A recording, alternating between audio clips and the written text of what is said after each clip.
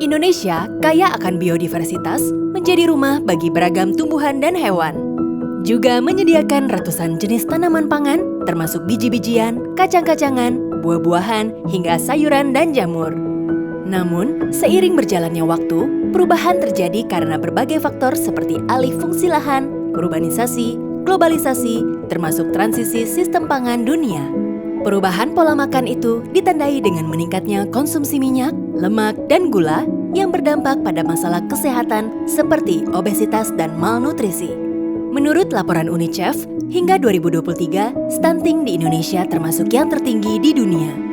Fenomena ini lebih banyak tersebar di Sulawesi, Kalimantan, Kepulauan Nusa Tenggara, hingga Papua. Transisi pola makan yang terjadi di Papua, khususnya Papua Barat dan Papua Barat Daya, salah satunya karena alih fungsi lahan. Hutan alam Papua dikonversi menjadi perkebunan.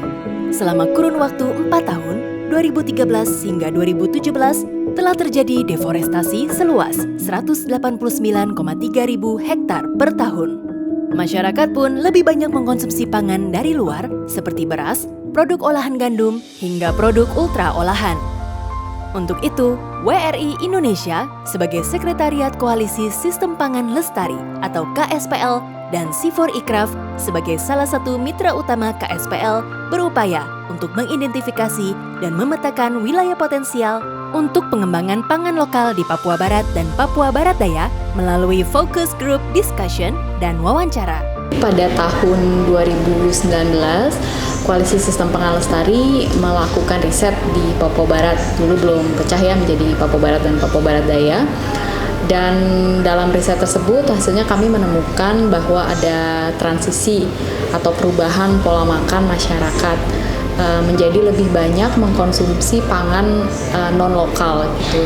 Nah, karena itu kami mau melanjutkan riset tersebut dengan pendokumentasian kesesuaian lahan dan juga pendokumentasian pangan di Papua Barat dan Papua Barat Daya. Sehingga ini sangat penting bagi kita di daerah di Provinsi Papua Barat untuk kembali mengidentifikasi potensi pangan lokal kita dan juga kita mau melihat bagaimana daya dukung, daya tampung sehingga sistem pangan ini akan mampu dapat mendukung kebutuhan daripada masyarakat. Rangkaian acara dimulai dengan pelaksanaan kegiatan di Manokwari.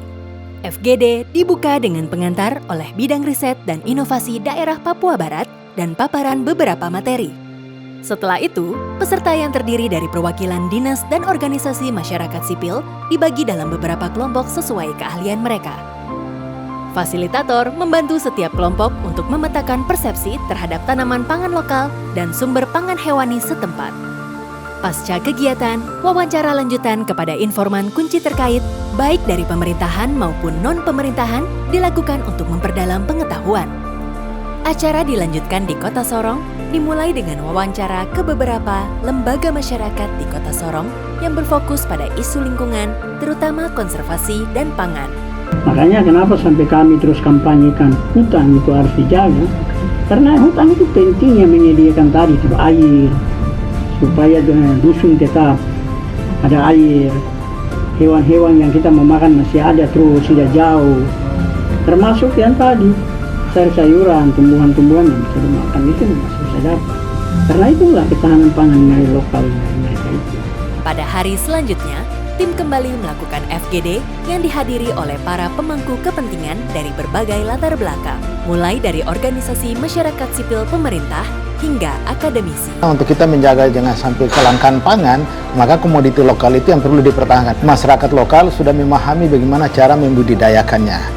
Nah, beda dengan mungkin padi. Padi ini ya pasti yang membudidayakan ini harus melakukan suatu lahan yang harus, tata guna lahan yang harus mungkin mempunyai kriteria tertentu. Ini masyarakat Papua dalam keseharian kehidupan lokal itu ada yang bisa membudidayakan umbi-umbian, itu baik telah pohon, talas maupun ubi jalar, tetapi juga ada komoditi sagu yang secara alamiah sudah tumbuh di alam Papua yang perlu dilestarikan.